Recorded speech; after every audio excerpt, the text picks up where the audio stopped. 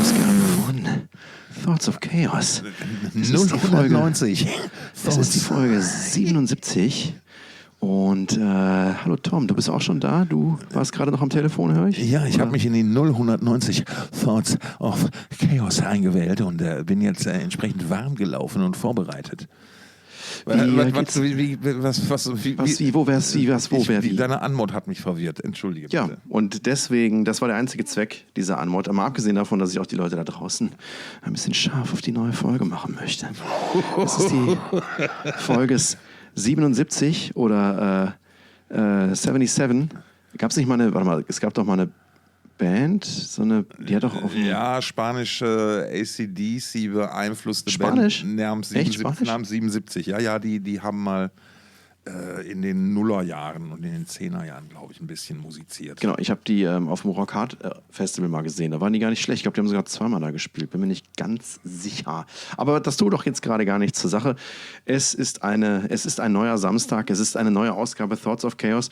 Und es ist wieder eine besondere Folge Thoughts of Chaos, weil wir heute über neue Musik sprechen werden. Ausnahmsweise mal. Ausnahmsweise sprechen wir über neue Musik, denn gestern ist ein neues Album erschienen. Und zwar von der wundervollen Band ESCUELA GRIND aus den USA, von der Ostküste. Und wir haben das große Vergnügen gehabt, Katerina. Das Album heißt übrigens Dreams on Algorithms. Ich dachte Dong Open, ja. Naja, auf jeden Fall werden wir jetzt mal die liebe Katerina von ESCUELA GRIND, die Sängerin, zuschalten. Wir schmeißen die Zoom-Maschine an. Genau, man muss dazu sagen, wir haben dieses Gespräch vor der Sendung aufgezeichnet. Oh. Hey Katerina, welcome to Thoughts of Chaos. How are you doing? Hey there. So good. Thank you so much. Yeah. And you brought a guest, I see. Yeah. I do. We have Dante. He's actually on our first record, so he's like kind of in the band. Okay. So, yeah. For the people who can't see Dante, it's a cat. So on which track? No, it's an emperor disguised as a cat, and I think the American cat distribution system is like still a whole nother thing. I just learned about this recently, so okay. Yeah. So yeah, I don't know anything about that, but good to know now. Okay. Well, basically, that's like the American cat distribution system works like this: the cat picks you, and then decides that you get to be the servant. And I thought, well, that's not too different from the European version because it's kind of like the same. Exactly. Very similar. This guy walked up to my apartment door one day and just started meowing, and that's how I got him. So, yeah. See, the system works. The system works. Exactly what you just told, Tom. This is awesome. Okay. So we are happy to have you here because you just got out your new ESCUELA GRIND record, which is called Dreams on Algorithms. Well, we're recording this a little before the release date, but when this is going to be released, we will already have it, and our listeners can listen to it. And I was surprised when I read about the title first because the first song is called DOA. And I thought this would be a tribute to Dong Open Air, where we met first. Yeah. Yes. Oh, I love that. Yes. I love his understatement. I just love his understatement. But yeah, it's Dreams on Algorithms, which is a good title. Hell yeah. So, well, it came from the acronym first. We, had a closeness to DOA. Traditionally, I think people know it as dead on arrival. So I thought that was a really powerful phrase. And I wanted to take that acronym and change it into something. And algorithms came first, the A. We've talked about them in songs before. And I thought that was a powerful theme for what we do, which is take social anxieties and try and make something relatable and heavy out of it, extreme. And then the dreams part came shortly after. I have always had a closeness to like dream analysis and, the Jungian archetype sort of era of philosophy, even up until like Foucault. So like that came naturally too. And Dreams on Algorithms, it was done deal. Hope to play most of it again at the other DOA, Dong Open Air. It's a good great acronym. Did you already play it back then in the summer? So we played a few songs off of it. Actually, we've been releasing a single every month since 4 months ago. So it feels like an eternity. But during Dong Open Air, we had just released our Turbulence single. We were playing that. We were playing our first single as well. Yeah, I remember that. Yeah. Talking about Turbulence, this is, I guess, the biggest surprise on that record, as you are using clean vocals on that. How did that came to be? Yeah. So while we were writing the album, most of it was written on the road, if not all of it. Sound checks and in the van on guitar riffs were written. And so we kind of had the bookends of the album. We knew that the first song was going to be the first song because it starts with the last album and it just pulls you right into this new thing we're doing. And we knew that the last song was going to be something that we were going to take a risk on, maybe show people where the direction in which we're going. And, we had been touring 250 shows last year, an estimate that's probably more than that. But we had been touring with some of our inspirations, and along the way, two of them sort of hinted, maybe you should try some clean vocals too, but do it in your way. That's authentic. And I credit Shane Embry from Napalm Death as pushing us in that direction. And he's no stranger to experimentation. I want to be just like him. Oh no, definitely. He's like the grandmaster when it comes to this. People always think he's just this guy from Napalm Death, but he's got much more going on his palette. It's amazing. Yes, no, he was very inspirational to us. Just to watch him write some MIDI keyboard stuff on tour was just amazing. He's so cool. And then the other person would be Greg Puciato he was one of the singers for Dillinger Escape Plan significantly when they kind of made that switch and became quite popular. And they had, the Miss Machine. Yeah, Miss Machine, I think was the record. Yeah. That they had quite a few hits on. And so he was talking to me about, this opened up it widened our horizons so much more to where we could add that kind of stuff. And that's really when we started connecting with the most fans. And so, we thought we wanted to do it. We knew we wanted it to be at the end of the album. But we weren't sold on it. So in the studio the night before, we wrote the hook. Before we were supposed to record, we wrote the hook and we tested it out, and we were totally ready to scrap it and just go, heavy route. The song was going to remain the same, but it was just, should it have clean vocals or not? And Kurt liked it. Kurt Blue, who we recorded with, thought it was cool. Thought it was a surprise. And we just followed our instincts on that. And it's been our most popular song. So.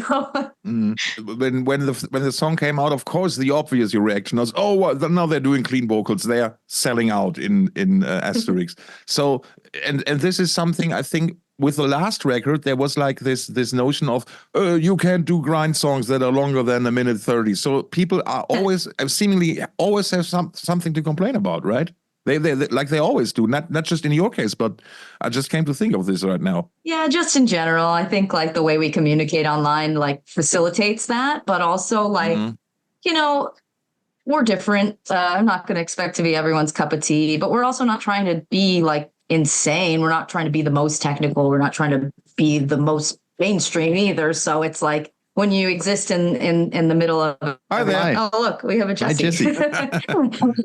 Our drummer has poked in. But yeah, there's always going to be something for someone to complain about. What I found interesting was the specific haters were with the singing. They're oh, they're going down the metalcore pipeline. And I was it just doesn't sound like that to me.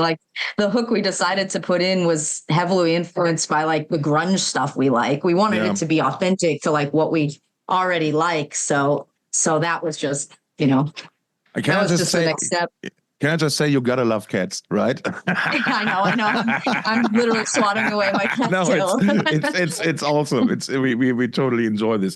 Absolutely. You already mentioned Kurt there. By the way, Kurt Ballou, of course, big producer, big musician with Converge. That does a lot of stuff. Was very influential on the music scene in the last couple of years. I think he also did the record before that. My prime example of him is always like him working with Kvelertak, because he was kind of like able to elevate these guys' sounds to another level by making them, as they said later, making them believe more in their own capabilities and like not being afraid to try out other things than people expect them from this. Is this something that you can confirm? And what did he bring to the table for you guys? Certainly, yeah, in a way.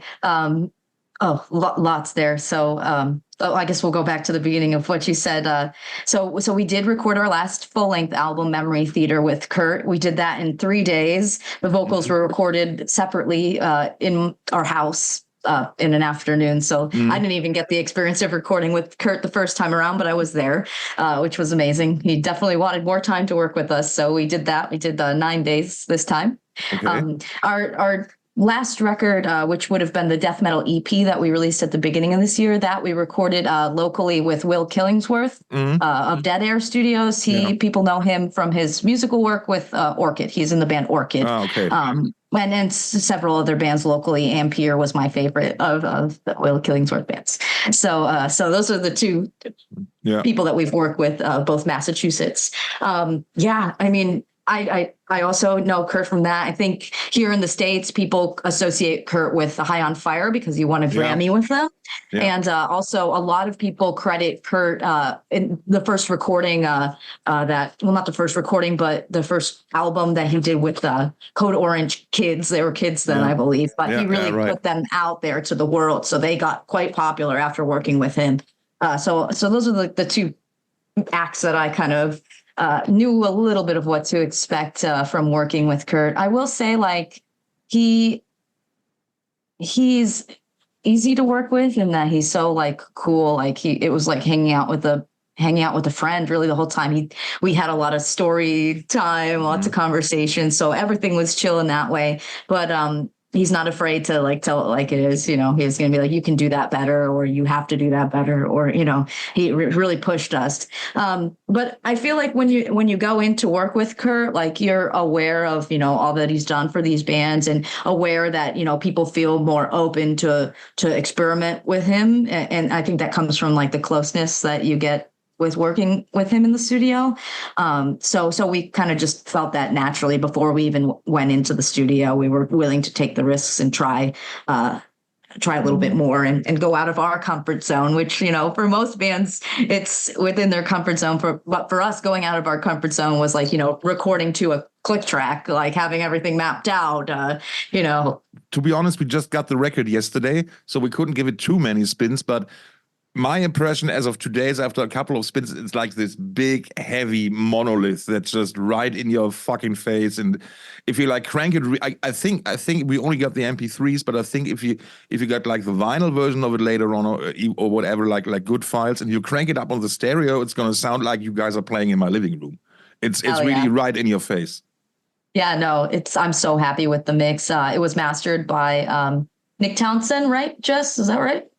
Yeah, Nick Townsend mastered it, and he has a slew of Grammys, I believe, under his belt as well. So Dr. Dre, I think he worked with, right, and stuff like this. Yeah, Dr. Dre for sure. I think, was it Betty Davis or something? I don't remember. And I was wondering, is it like the classic star from back in the day, or have I yet missed another artist because I'm an old man? I just couldn't. I'm almost 99.9% certain it's the same one. Okay. Talking about sound and cranking up, I was blown away at Dong Open Air, because I think I already told you back then, but the sound was so crystal clear. Like it's rarely to be heard at a festival, and at Dong Open Air too. Grindcore is definitely not my favorite kind of music, but I couldn't stop listening to it. I couldn't stop watching you, because the show was so energetic, and the sound was like so. Yeah, it sounded like you wanted to record a live album. Did you bring awesome. Did you bring your own sound engineer back then? No, we didn't. We've only truthfully ever had a sound engineer on one tour. It was a US tour at the beginning of the year. So we had your wonderful house people at Dong Open Air. Send her the number later, Stefan. Let's make a career out of this. Perfect match. Hell yeah. No, I mean, we keep it pretty simple with our tones. Chrissy, our guitarist, she's like really dialed in on exactly what she wants. We always bring our own heads so that she can do the tone blending that she wants to do. She runs out of 2 guitar cabs, but with 2 different heads. So we blend the tones. I'm sure a lot of people do that. I'm not the guitarist or anything, so I can't speak too closely with that. But yeah, I mean, we try and keep it pretty simple, and having a trigger is like the one thing that we absolutely need to keep ourselves on stage. It's just our guiding light. We need to hear the blasts, and that's how we don't use in-ears or anything. I'm probably should. Yeah. I gotta find the right one. I'll get there eventually, but yeah. Thank you for the compliment. Yeah, thank you for bringing that sound on. Yeah. Well, here we go with the compliments, because I think on Dreams of Algorithms, what you did is you always had, like, in comparison to other versions of Grind, you were always like you had some catchy elements, which were besides the usual mosh parts or whatnot and stuff like that. But there was always some underlying melody, and yet on this record, this stands out even more. I think the songs still they click in. I think there's not one that's longer than 3:30, and that's a rare exception. They something like there's a 2 on a lot of these songs. You really get quick to the point, and I think that's what makes the songs very, very compact and very accessible, maybe to somebody who doesn't usually isn't into that kind of music. Yeah, I mean, I hear that a lot. Exactly what y'all said earlier, like, the energy of our live performance and the sort of crispness, I guess you can say, that draws people in that don't necessarily like grindcore. So I think accessible is really a great word to describe it. I don't mind that at all. I love being accessible. Like I've said this before on other podcasts, but we want to be the band that, like, you show your little cousin and they get into heavy music or extreme music through us. And it's happened. I mean, I literally was just someone on Instagram, or maybe it was Bandcamp or something. They messaged us, "I'm 16. I've been listening to you since I'm 10. I was like, what? That's crazy. Like, I've been listening since I was 10. That's good parenting for you. That's good parenting. So yeah, to that, like a big focus of that, what we always want to do is, this album was really hook driven. We wanted to have a hook on every song. It helps when you have a theme and like a guiding light to push you through that. So I was really focused on writing hooks, simpler, catchier vocal melodies, but still trying things, And we've always never shied away from like the just really groovy parts, guitar riffs and whatnot in Grind. So and a lot of that is, repetition, finding that good riff that you want to repeat and throwing three different drum parts over it. And, if each one is catchy, then it's a hit of a riff and you can make a whole song out of it, Yeah. Well, you got me with Scorpion. Great song. Nice. Hell yeah. While we're talking about themes, I mean, I got from the press release that like Always Watching You has got like a horror kind of theme to the lyrics. But other than that, is there like an overlaying concept to the lyrics, or is it just like fitting for every song? Yeah, so each song has to do with the album theme of Dreams on Algorithms. Oh, okay. So whether that be, so I took it multiple different ways. It was, let's say for Always Watching You, for example, like the way it fits into the theme is like I had dreams and you have algorithms, right? So, on the algorithm side, I knew like the control that our phones have on us, social media every day before we go to sleep, we're scrolling on this thing and it's putting these things in our head. And the dreams part of it is for that song in particular, I was like, oh, I would love to write like a song with like the imagery from Nightmare on Elm Street, like Freddy's coming for you in your dreams and whatnot. And I was like, okay, so then you have like the phone is the bad guy or is it a person? And then you have the Freddy element to it, getting you in your dreams. And so that all kind of comes together throughout this character that I made of, what's the scariest thing that I could be, like the obsessive stalker girlfriend. Like, it's not really scary. I'm just like a little person, but like in that context, it's, it's scary. Like this shit, Yeah. And so with all that came together in the song of portraying the character and, getting into your dreams through your phone. And with that song, it was like, well, it's like whether or not I'm actually physically stalking you, like all the likes that you're putting out on the internet, all this information you're putting out about yourself, everything that you're letting introduce into your own psyche, like that's really easy to manipulate and stalk too. So yeah, so each song has a different, approach to that theme. And I had previously done that on Memory Theater in a different way with a different theme. But, for example, this one's a lot looser, but Scorpion, you brought it up earlier, like Scorpion came about, all right, dreams and algorithms. So the dream part of it was like we all were kind of introduced to extreme music in one way or another through the Mortal Kombat soundtrack, and we talked about like Napalm Death's inclusion on that. Yeah. So we were talking like, oh, how funny! Like that's our dream. Like our dream would be to do that, and so we were like, all right, let's like write our Mortal Kombat soundtrack song. So that's where the Scorpion came from, and then like what that has to do with the algorithm and whatnot, and the tongue-in-cheekness of it all, I guess you will. So each song is various elements of each of that, but we tried to keep it fun too. Yeah. Funnily enough, I know that the Mortal Kombat thing is a big thing for a lot of people that got them into extreme music.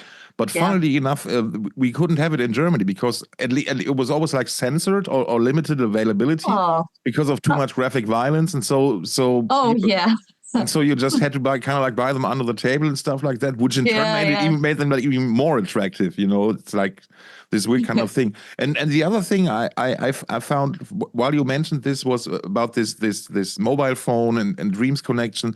I thought, isn't it kind of like funny that the smartphone manufacturers they even give us the option to switch to a more night friendly light, which doesn't like interfere so much with your sleep pattern, but they just won't tell you that, maybe you should put it away like an hour before and just to rest your brain. No, they're giving us another light mode so we can like go all in like you can do that. You can do that with iPhones. You can tell your iPhone to remind you of your sleeping time. Now it's, I don't know, 30 minutes, 45 minutes until you go to bed. So now I'm shutting off. Like that's kind of like when McDonald's got in trouble for making everybody fat, and then they were like, well, we'll just put salads on the menu, right? So it's kind of the same thing. Yeah, very, very good. Very good. Very, very, very good. That's a very good thing. You already mentioned that you dropped some singles before the release of the album, and one of them, of course, was Turbulence. And I had a closer look to the video you made for it. Yeah. And I was missing your bass player. Isn't he in that? So on that, so the rollout for this album and us making our music videos was kind of concurrent. Like we were making videos in between tour and time that we had with people that we knew. It was kind of crazy. So each music video has a different essential final lineup, but the core group of me, Jesse, and Chrissy is always there. Okay. We're the core group of ESCUELA GRIND, have been since 2018. So we perform now as a 4 or 5 piece, depending. We have a bass player. His name is Justin. He's from where I'm from, close by. It's his first band as well. He's a great dude. And then as a 5th member, we have Tom, who people have seen with us. Some people have seen him with us as our bass player, but others have seen him with us as a second guitar player. When we're as a 5 piece, of course, he plays second guitar. So yeah.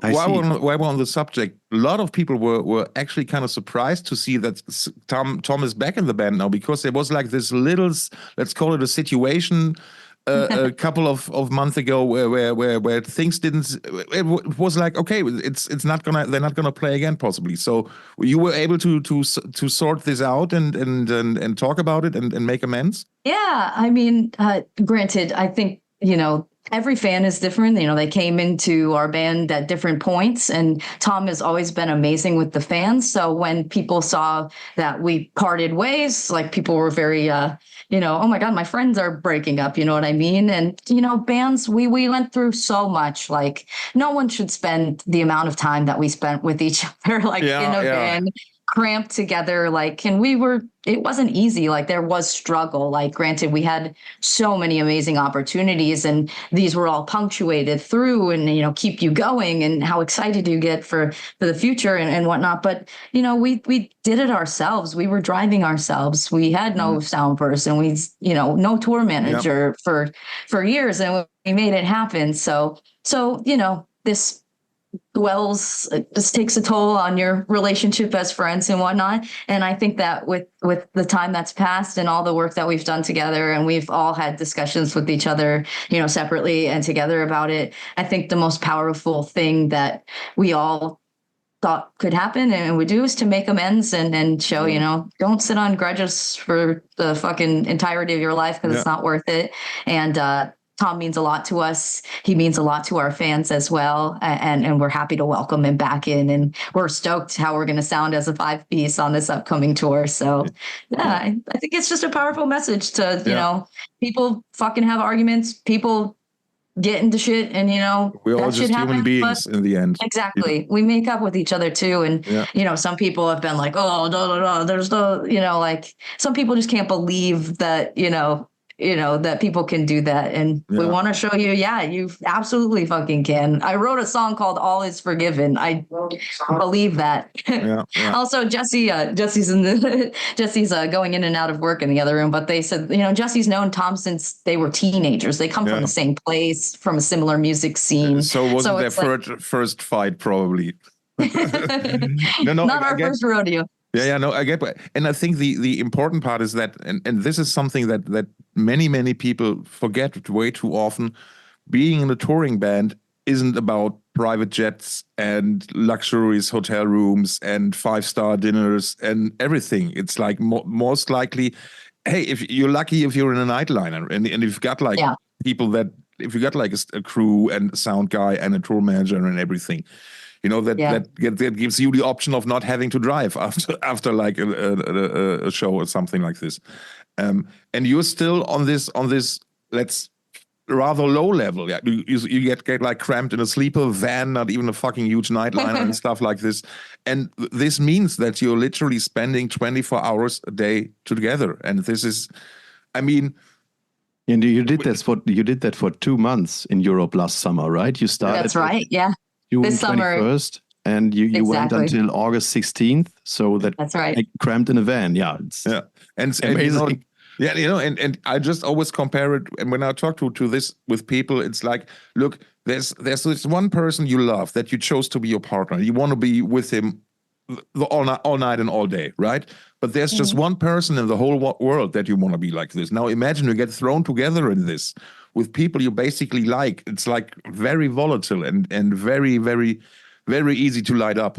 Yeah, I mean, not to mention that myself and Jesse, our drummer, are partners. We've been partners for over a decade now. So then you have the added aspect of, oh gosh, like everybody else in the band has to be part of your argument when you're having an argument that has nothing to do with the band, I totally get what you're saying. And then with you, it's this thing, and I hate actually that we still have to talk about, as I even mentioned it. We just learned over the couple of years that our scene is maybe not the safe space that we always thought it would be, because we've seen things happening and stuff happening. Would you say that this is like more seen as like a novelty or a vanity, or has it even caused more problems for you and people have been treating you as a musician derogatory just of your gender and everything?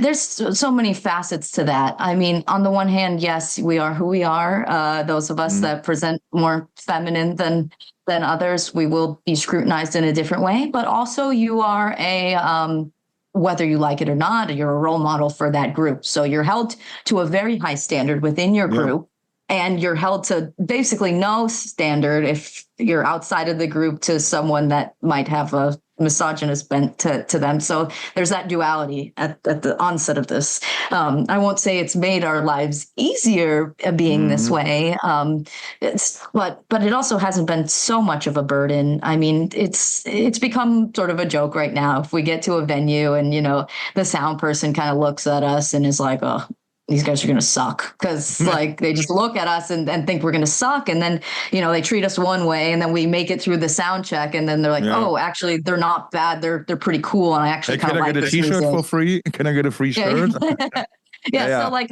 we love seeing that switch in people. Like that is very rewarding. It sucks that it has to exist in the first place, but it's nice to see. Lately, I think we've been a little. You see that often? Often, I'll say it's been getting better though, and the more that we come back to the same venues, the more we get the same people working on our shows. Okay. We've made these connections with people, so I think that it's ultimately getting better. What I'll say helps that is the landscape which we're in, and that's contingent on the bands that are in it and the support staff that's in it. So here in the United States, for the existence of this band entirely, there's been quite a movement of women and queer and people of color representing their groups through bands really wholeheartedly. And it's created a whole movement over here. It's like, it's not even like a thing anymore. It's like that much of a movement, like, it's like, oh yeah, of course there's this band has girls, or of course this band is full of queer people. I'm seeing that we've only been coming to Europe for 2 years now, and I'm seeing that increase like drastically in Europe as well. So the same way I saw it happen here, it's happening there. So it's really a matter of, are we there? Are we performing? Are we going to do it? And are we going to change it ourselves? And I think we are. Yeah, absolutely. I can only agree with that. Which brings us to this, could lead us to this hilarious quote you found, Stefan. Yeah, exactly. When you announced your US tour dates, well, the tour is going to start in October. Well, it already started when you can listen to this episode of Thoughts of Chaos. Metal Sucks announced your tour dates together with a comment, and Hayla Huntress wrote, "I love how this New England hardcore unit managed to pull off the impossible of being hated by both sides of the political spectrum in the heavy music communities. The right-wingers think they are too woke, and the left-wingers think they are pretending to be woke." It's actually hilarious. It is hilarious, but what do you say to that? Well, that was an interesting one to read, because I don't feel that. I'm pretty close to our fans. I see it, That's one person's opinion. I don't know who that person is, but that's their opinion, I guess. Definitely want to paint us a certain way with that. But I mean, that's a hard thing to answer, because on the one hand, they're kind of right. Like people on the right, like they're not our targets. Like we don't like actively go out and try and like recruit people from the right to come listen to ESCUELA GRIND. I don't really care too much. I have my own political beliefs. They don't align with everyone's. Yeah, then you need to go on a tour with Kid Rock if you want to fish in that water, I think. Yeah, exactly. So like, I mean, if what they're trying to say is that people from the right won't even give us the time of day because, we have a transgender member, or like we have these, issues, society-based issues that come up in politics that we take a stance on, or being anti-war. Like, I don't see that as like right or left. I just see those as, issues that we're trying to conquer. And, you just got to find the side and find the group that's going to push you in the right direction. And, so I don't know. That's a hard thing to say. I feel like it's almost baiting us into being like super political. Yeah, absolutely. But I mean, I got news for the heavy music communities. Heavy music was always like this anti-war and always about a comment on political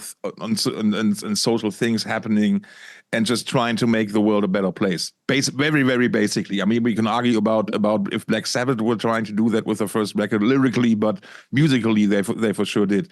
But I think this is as I said, our scenes our scene is just it's like not separated from society in general. It's a mirror of it. It's a part of it. And like, I mean, assholes come in all colors and shapes and sizes. That's just what it is. That's what we have to learn.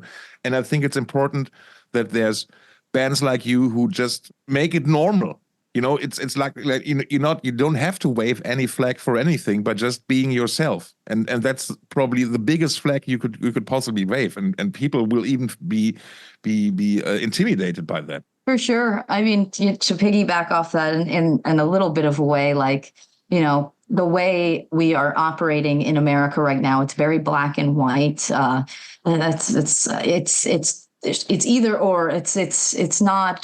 There's no spectrum to it. It's left or right, and most people I know don't fit into those rigid qualities, and most people I know that identify as leftists, leftist doesn't necessarily mean Democratic Party here. Like there's things that they're doing that are, definitely not anti-war. So like we've been given this dichotomy that's just it's a false choice. Like there is no choice. Nothing really represents how most of us feel.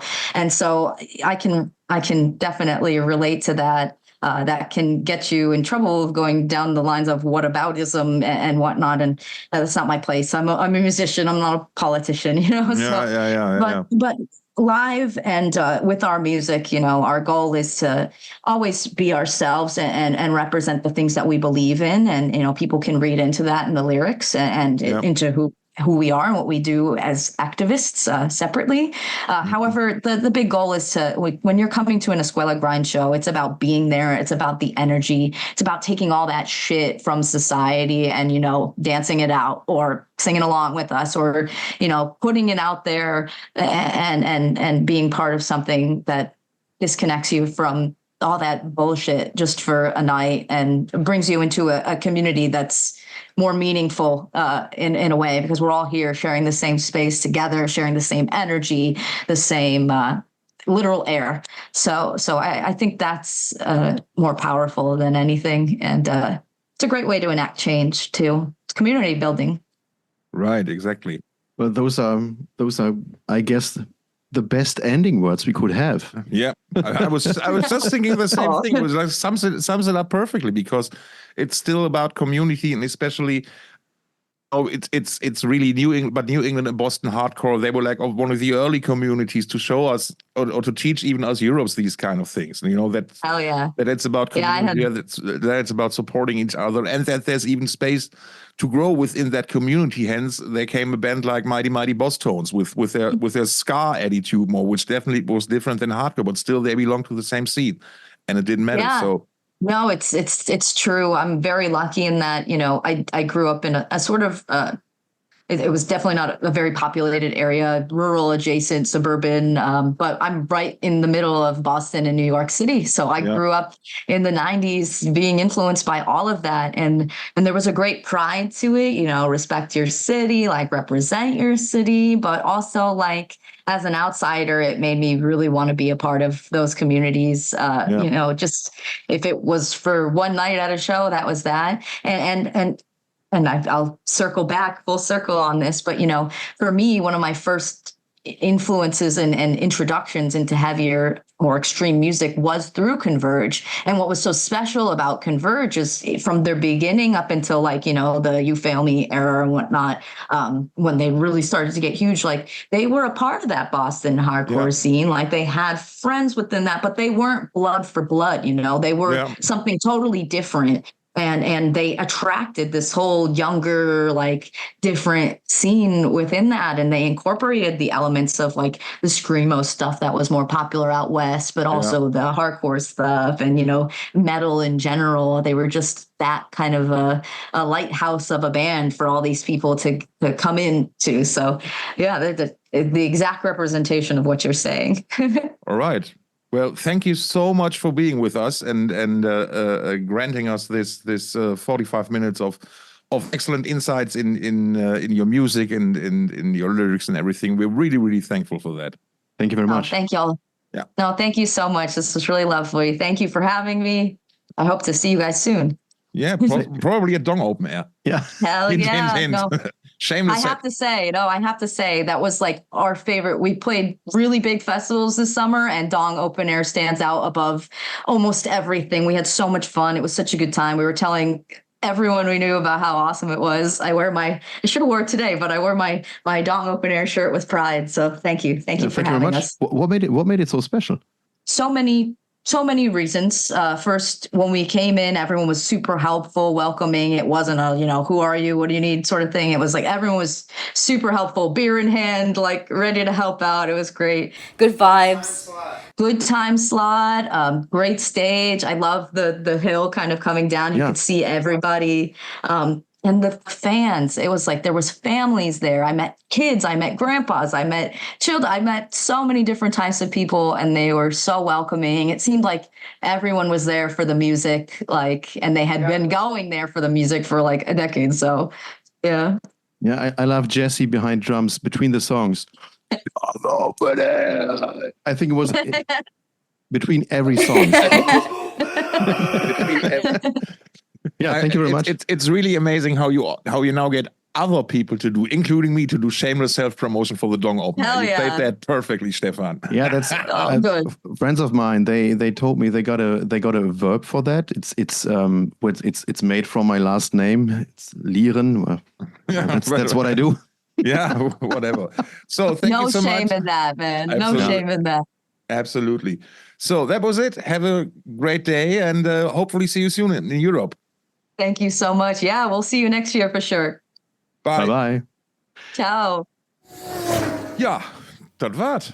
Das war ein gutes Gespräch, oder? Ich fand, das war ein gutes Gespräch. Ja, wir haben ja vorher noch gedacht, wird das vielleicht doch nicht so, aber dann ja doch irgendwie, ne? Dann ja doch, genau. Ist halt immer so ein bisschen schwierig, wenn so ein bisschen Kontroversen bei einer Band im Raum stehen. Kann man das ansprechen, kann man das nicht ansprechen? Wir haben das vor Beginn des Interviews tatsächlich abgesprochen, ob wir das ansprechen dürfen.